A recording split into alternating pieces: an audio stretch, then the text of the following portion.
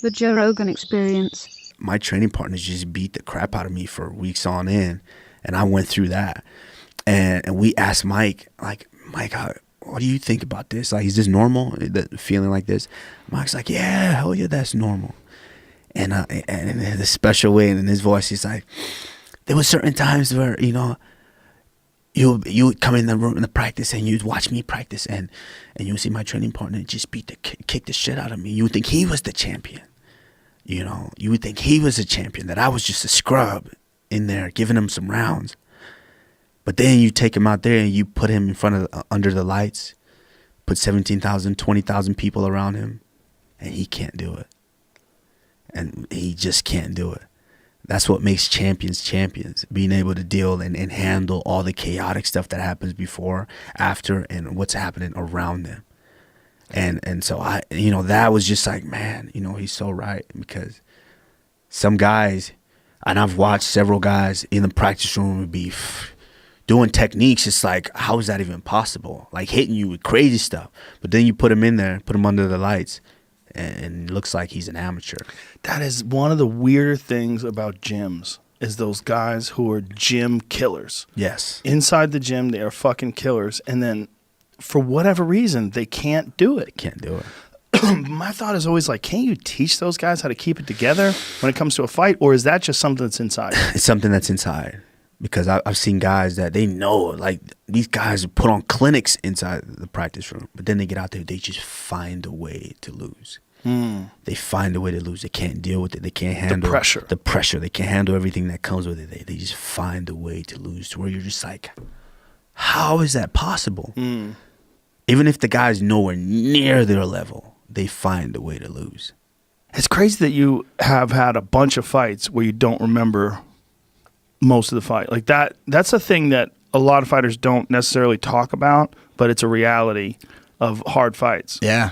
My second fight with Gray, where Eve Levine was the referee, I remember I think the fourth round, my coach Mark was like, telling me, we got one more round. And in my head, I'm like, one more round? What happened to 3 and 4? I didn't remember at all. And also, I when I dropped me, I rolled my ankle really bad, probably a grade 2 sprain.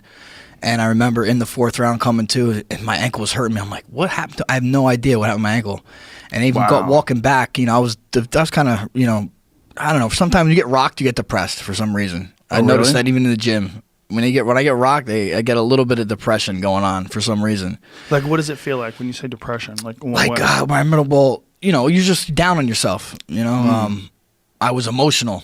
I think I was crying after the Gray fight in the locker room. I think they have camera back there, and there's a video of me. Even the second fight when you stopped him. Not the second fight, but the second. Well, that was the second fight, not the third fight. The third fight you stopped him. That's right. The second fight you won. Right. The fucking fights that you had with Gray were so crazy.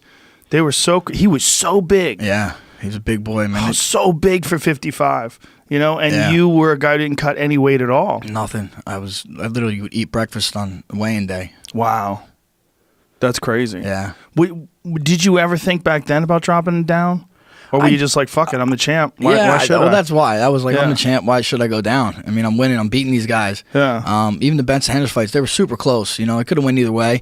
And but I just felt, all right, I'll go down now. I lost 2 in a row here. What more can I gain from here? Let me go down to 45. And that's when I fought Aldo for the 45-pound belt.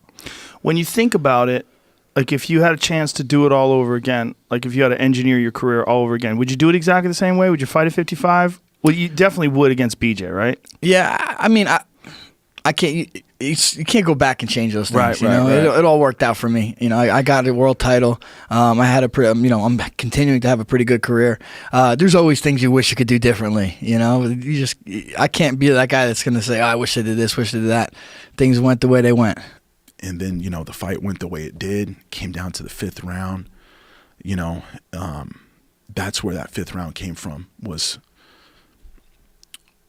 for them, the love that they gave me to get me, even just to get me there, because I was ready to break, man. I was in pieces so many days in that camp.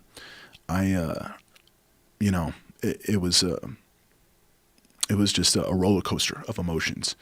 But having them, my father, my brothers behind me that's where that strength came from, and everything we went through before the fight. But that's why I was so emotional in the cage. I mean, you'd be emotional anyways for a title fight, but you know, it was something else just to get there, you know, and have that opportunity. And you could really, Mauricio, he's right there with his hands like. It's a powerful moment right there. Oof. Did it bother you that he had a lot of sour grapes after the fight? Gegard did. It did. He didn't really credit you for the fight. He was just saying mostly that you were on steroids. It's my mom. Yeah. Paying her respects, giving him a hug. Yeah, I mean, I understand that he felt bad because he lost, but I felt like the way he handled it was uncharacteristic for him. He was attributing. I thought so too. We were so respectful after the fight. I went up to him, you know, before they made the decision. I went up to him. I shook his hand. I said, "Man, it was an honor. You know, so much respect for you. It was an honor to battle with you." You know, I thanked him. Thank you. And we shook hands and hugged and you know, but then he didn't stay after they raised my hand. He walked right out. We didn't shake hands again. And then everything else, really surprised me. I think it was just hard to fathom because, you know, this was my 10th fight. He had already had over 50. Mm-hmm. He was a big favorite. I just don't think, you know, they were very confident. They were very confident leading up to the fight. And I don't think anyone imagined me to walk out of there with that belt. The Klan was formed in 1865 at the end of the Civil War. And it was formed by 6 Confederate soldiers who were of Irish and Scottish descent. And what they did was they borrowed the rituals or similar rituals and names and mystery from the Scottish Rite, the Masons. You know, grand this and all that kind of stuff. Wizards and shit. Exactly, precisely. Don't they have dragons? Yep. Okay, so here's how the hierarchy works. All right, so like I said, over the years, Central split apart into different splinter groups of Klan. So, and they all are rivals with each other. If you see a couple different Klan groups out in public, they will hold a unified front. But behind closed doors, they don't like each other. Really? Yeah.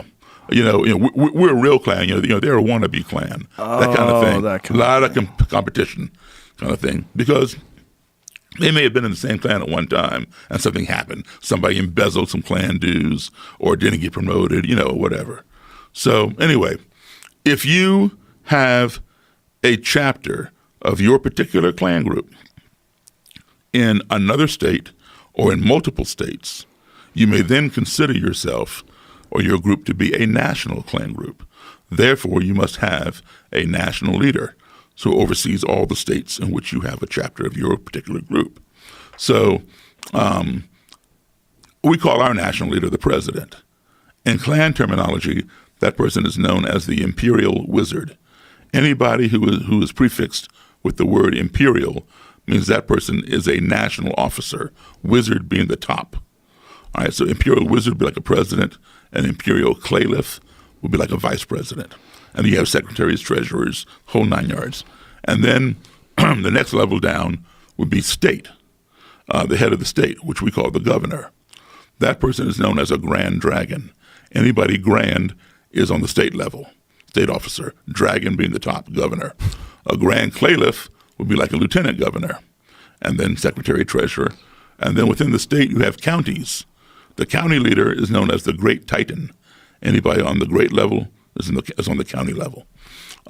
Within the county, you have districts, what they call claverns, and we would call a district leader a mayor, a councilman, alderman. That individual is known as an exalted cyclops. So exalted cyclops. So if you address them, you would say, "Sir, exalted cyclops." Yeah. Wow, that's hilarious. So who are you voting for? No, I'm just kidding. I'm joking. Yeah, hilarious. Boy, what a whirlwind you're in, huh? Strange. Strange to watch it take place because it's so obvious what it is. It's I know. They're using me to make him look bad that he supports me or that he used my endorsement. Right. I had no idea they were going to do that either. The Bernie Sanders people and all I said is I'm probably going to vote for him. I said I like Tulsi Gabbard. I really love her. I love him. I love Andrew Yang. Those are the people that I think like. Yang and gang. look, here's a really important point. I'm a fucking moron. If you're basing who you're going to vote for on president for president based on my like what I like, I know. I'm not that balls deep into this stuff. Yeah. It's not. I'm not the guy. Very strange, and this is a little out of left field, but how much of this is based on your look? If you weren't a muscular, bald-headed white guy, I don't know if this would be. I bet this would be a different game. Well, it's easy to paint me as a douchebag, right? And also, what's really funny is the thing that I said in the video was exactly what they did. I said, if you just take the worst aspects of someone, take out everything else, magnify it, right, and you could paint them out to be a real piece of shit. Of course, I have 10 texts today. But what I said is that it's hard to do that with Bernie because he's a really consistent guy. He's the real deal. He was out in the front lines in the 60s with the civil rights. Right, getting chained to people and getting arrested. Yeah, right. He was. That doesn't mean he's going to be a great president. No, of course not. I don't know what's required to be a president. I really don't. And I don't understand what's required to make sure the economy functions correctly. And also, I don't understand what's required to make the military function correctly. No. It's just guesswork. I mean, maybe we're better off with Trump. Maybe we're better off with someone else. I don't know.